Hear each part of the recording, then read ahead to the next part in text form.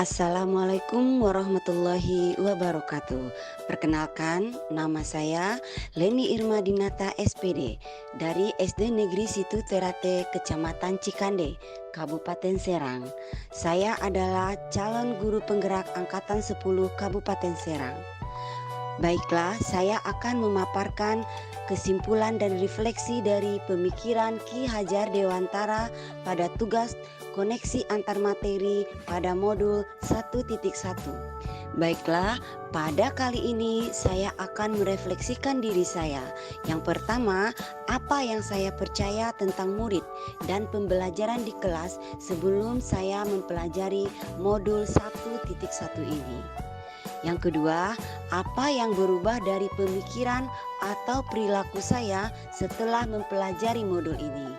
Dan yang ketiga, apa yang dapat segera saya terapkan lebih baik agar kelas Anda mencerminkan pemikiran Ki Hajar Dewantara. Baiklah, Bapak guru dan Ibu guru hebat di seluruh Indonesia.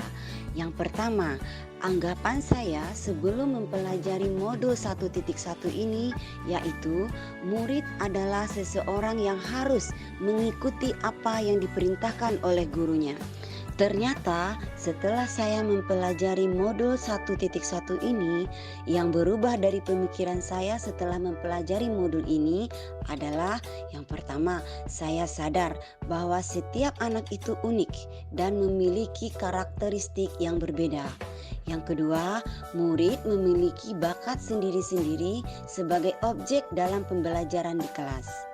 Dan yang ketiga, tugas seorang pendidik adalah menuntunnya agar ia dapat mengembangkan kodrat alam tersebut sesuai dengan kodrat zamannya. Kemudian, dulu sebelum mempelajari modul ini, saya juga beranggapan bahwa semua murid harus mengikuti cara belajar yang dilakukan oleh gurunya, asal mereka memperhatikan apa yang dijelaskan guru di depan kelas dan mengerjakan soal evaluasi dengan benar. Setelah mempelajari modul ini, yang berubah dari diri saya adalah yang pertama, murid merupakan sebagai subjek dari pembelajaran. Yang kedua, merekalah pemegang kendali pembelajaran.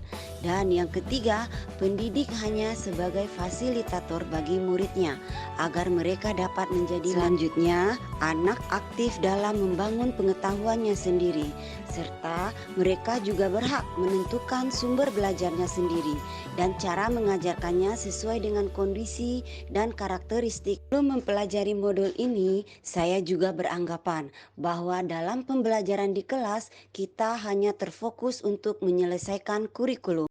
Dan yang berubah setelah mempelajari modul ini adalah di dalam pembelajaran di kelas yang penting bukan penyelesaian kurikulum dan ketuntasan belajar anak, namun bagaimana anak dapat mengembangkan minatnya sesuai dengan kodrat alam dan kodrat zaman. Dalam pembelajaran, kita juga dapat menciptakan pembelajaran yang menuntun anak menjadi manusia yang berbudaya. Sebelum saya mempelajari modul 1.1 ini, saya juga beranggapan bahwa dalam penilaian saya lebih terfokus pada penilaian pengetahuan dan mengabaikan yang lainnya. Yang berubah dari saya setelah mempelajari modul ini adalah ternyata di dalam penilaian seorang guru tidak boleh menilai pengetahuan saja, tetapi juga harus menilai sikap dan keterampilan anak. Terus, ketiga penilaian ini adalah satu kesatuan yang tidak dapat dipisahkan untuk dapat menentukan keberhasilan seorang siswa. Dan selanjutnya, untuk pendidik, evaluasi ini merupakan sebagai bahan evaluasi diri atas pembelajaran yang sudah dilakukan dan wajib menumbuhkan budi pekerti dan sesuai dengan profil pelajar Pancasila. Nah, Bapak dan Ibu guru hebat, Itulah pemikiran saya sesudah dan sebelum mempelajari modul 1.1 ini.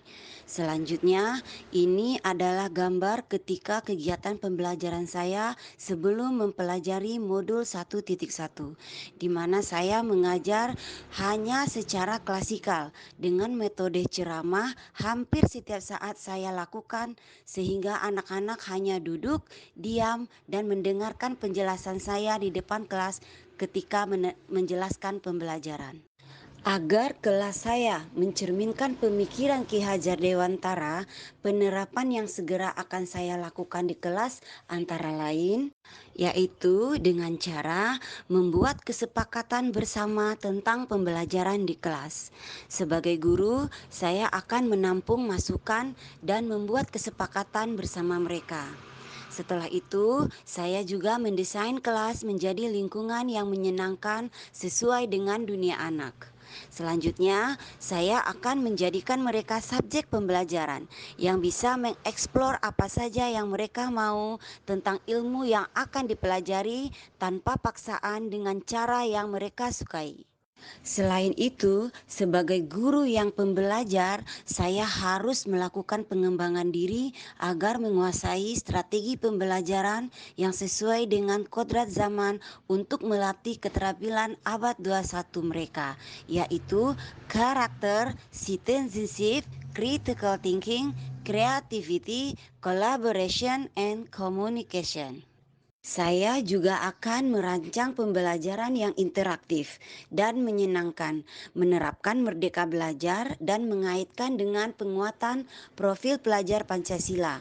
Dan yang paling penting, saya tidak lagi menuntut anak, akan tetapi menuntun mereka menuju tujuan hidup mereka.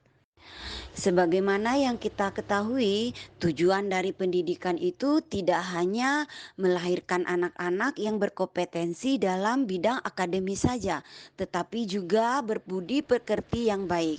Saya sebagai seorang guru harus mampu menjadi suri tauladan bagi murid-murid saya.